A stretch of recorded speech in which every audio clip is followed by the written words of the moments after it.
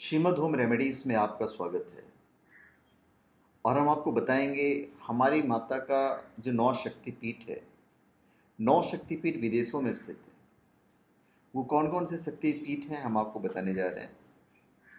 देखिए, भारतीय हिंदू इतिहास के अनुसार दक्ष के यज्ञ में भगवान शिव को उचित सम्मान नहीं मिलने के कारण माता सती ने उसी यज्ञ में अपनी देह त्यागी, जिसके पश्चात क्रोधित भगवान शिव ने पूरे यज्ञ विध्वंस कर दिया एवं माता के शव को कंधे पर उठाकर दुखित मन से पूरी दुनिया में विचरण करने लगे। भगवान श्री हरि विष्णु ने जगत कल्याण और शिव के मोह से उबारने के लिए अपने सुदर्शन चक्र के द्वारा माता सती के 52 टुकड़े कर दिए, जिससे इस विश्व का कल्याण हो सके। यह 52 अंग जिन जिन स्थानों पर गिरे तो अंगों के आधार पर उन शक्तिपीठ का नामकरण हुआ तथा वहां का विशेष आध्यात्मिक महत्व बना हुआ है। तो और ये सभी स्थान कालांतर में शक्तिपीठ कहलाए। भारत में ही अधिकतर शक्तिपीठ हैं, परंतु 9 शक्तिपीठ ऐसे भी हैं जो भारत के बाहर स्थित हैं। बहुत ही कम लोग इन शक्तिपीठों के बारे में ज्ञात हैं। तो चलिए हम आपको बताते हैं कि माता के 9 शक्तिपीठों के बारे में जो भारत की सीमा से बाहर स्थित है। हालांकि पहले पूरा तो भारत ही था, पूरा का पूरा। आज हम अलग अलग हैं तो उसके हिसाब से बता रहे हैं। एक नेपाली था जो हमारे भारत का अंग नहीं था, पर अगर मगध काल में आप जाएंगे तो वो भी हमारे पूरा आर्यावर्त ही था। है गंडकी शक्तिपीठ, ये नेपाल में है। नेपाल में गंडक नदी के उद्गम स्थल पर माता सती का दायां गाल गिरा था। इस स्थान को नदी के नाम से ही इसे गंडकी शक्तिपीठ कहा जाता है। यहाँ पर देवी महामाया और भगवान शिव को चक्रपाणी के रूप में पूजा जाता है। दूसरा है गुहेश्वरी शक्तिपीठ, ये भी नेपाल में है।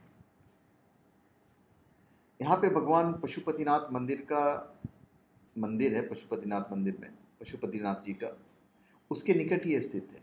पुराणों के अनुसार इसी स्थान पर माता सती के दोनों घुटने गिरे थे। यहाँ पर शक्ति को महामाया के रूप में थे व शिव को कपाल रूप में पूजा जाता है। तांत्रिक ग्रंथों में भी गुहेश्वरी शक्तिपीठ को अत्यंत उचित स्थान प्राप्त है तथा यहाँ की जाने वाली साधना अमोघ मानी जाती है। फिर हिंगलाज देवी शक्तिपीठ, ये पाकिस्तान में है। पाकिस्तान के बलूचिस्तान प्रांत में तीसरा शक्तिपीठ स्थापित है, जिसे हिंगलाज शक्तिपीठ के नाम से जाना जाता है। इसी स्थान पर माता का सिर गिरा था, अतः इस स्थान को अत्यंत उच्च स्थान प्राप्त है।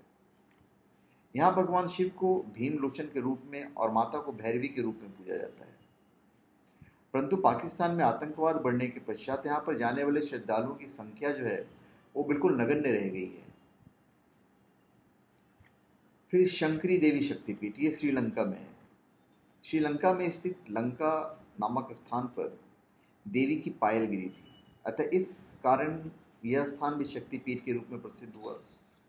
इस स्थान पर भगवान शिव राक्षेश्वर के रूप में पूजे जाते हैं और यह माता इंद्राणी के रूप में पूजी जाती है। उसके बाद है मानस शक्तिपीठ, ये तिब्बत में पड़ जाता है। बहुत कम लोगों को पता है कि तिब्बत में स्थित विश्व प्रसिद्ध मानसरोवर झील के किनारे पर ही मानस शक्तिपीठ स्थित है। यहाँ देवी का दाहिनी हथेली गिरी थी, जिस कारण यह स्थान प्रसिद्ध हुआ। यहाँ भगवान शिव को भैरव के रूप में पूजा जाता है और माता सती को दाक्षायणी के रूप में पूजा जाता है। कहा जाता है कि शक्तिपीठ पर हमेशा सिद्ध साधु साधनारत रहते हैं। फिर है सुगंध शक्तिपीठ, और ये बांग्लादेश में है।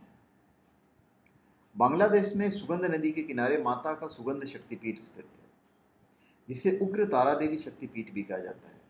इसी स्थान पर देवी की नासिका गिरी थी। यहाँ भगवान शिव को त्र्यंबक और माता सती को सुनंदा के रूप में पूजा जाता है। उसके बाद है करतोया शक्तिपीठ, ये भी बांग्लादेश में ही है।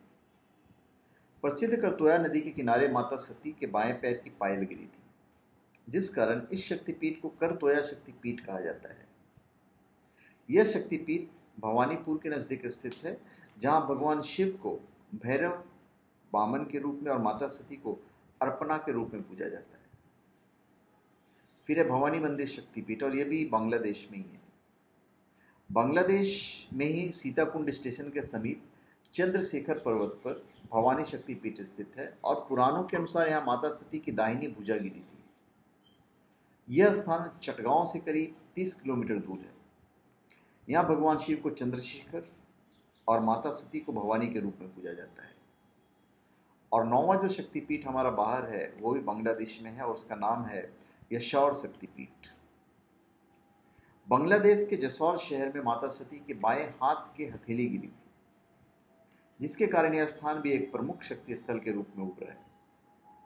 इस स्थान पर भगवान शिव को चंद्र के रूप में और माता सती को यशोरेश्वरी के रूप में पूजा जाता है। यशोरेश्वरी। तो धन्यवाद। आप हमारे चैनल पे सब्सक्राइब करें और अपने कमेंट दीजिए। धन्यवाद।